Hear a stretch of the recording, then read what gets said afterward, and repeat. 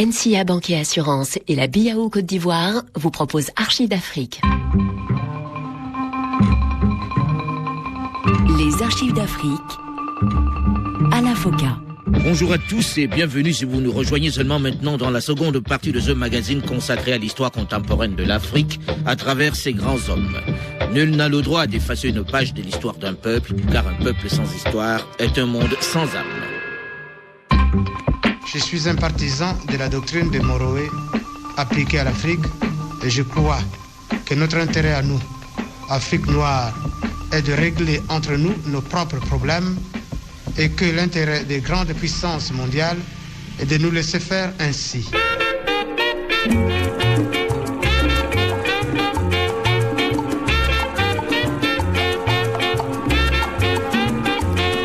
Après avoir été le tout-puissant et très craint premier président de la République du Congo, Fulbert Yulu, qui a été renversé par une révolution organisée par les syndicats et soutenue en sous-main par l'armée et une partie du clergé local, assiste depuis bientôt un peu plus d'un an dans sa prison de Kandjoué où il vit avec sa famille à la socialisation de son pays.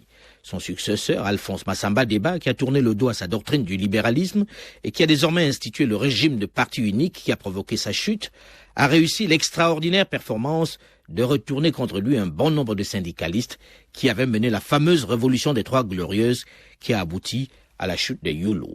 Le climat de terreur qui s'est installé avec le régime socialiste et les assassinats ciblés qui se multiplient ont même ravivé les tensions ethniques. Ce qui rend la situation de Fulbert Yulu, qui est enfermé dans le camp de Djoué, de plus en plus précaire. C'est probablement conscient de cette menace que le président Alphonse Massamba Deba, qui redoute les émeutes, les conséquences, la probable guerre ethnique que pourrait provoquer sa mort, va lui rendre visite dans son lieu d'exil au camp de Djoué. 2 jours plus tard, le 25 mars 1965, Fulbert Yulu réussit à s'évader et trouve asile à Léopoldville, au Congo voisin, où il est accueilli à bras ouverts par son ami, le Premier ministre Moïse Tshombe, qui lui accorde immédiatement l'asile politique. Fulbert Yulu va aussitôt raconter les circonstances mystiques de son évasion à la presse congolaise. Et maintenant, je vais vous raconter un tout petit peu mes aventures. Elles sont drôles. Car en effet, lorsqu'on est gardé par 14 soldats dans une maison entourée, on ne sait pas comment on peut s'en sortir. Mais l'Afrique a des mystères que les non-africains ne connaissent pas toujours, auxquels d'ailleurs ils ne croient pas. Et pourtant, ce sont des réalités. C'est vous dire donc que je suis sorti de cette prison d'une manière mystérieuse.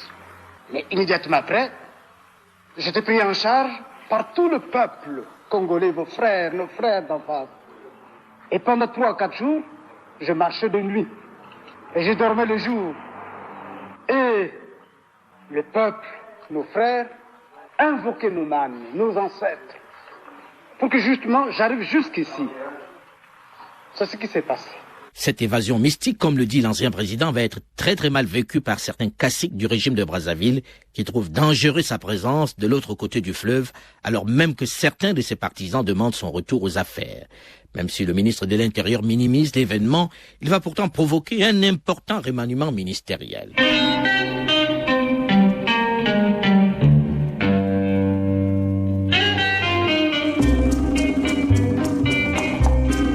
Le 8 juin 1965 commence le procès de Fulbert Yulu à Brazzaville. Il est appelé à comparaître devant un tribunal populaire.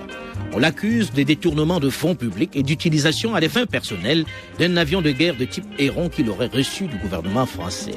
Monsieur Simon-Pierre Kikungangol, vous étiez également à ce procès qui s'est déroulé sans lui.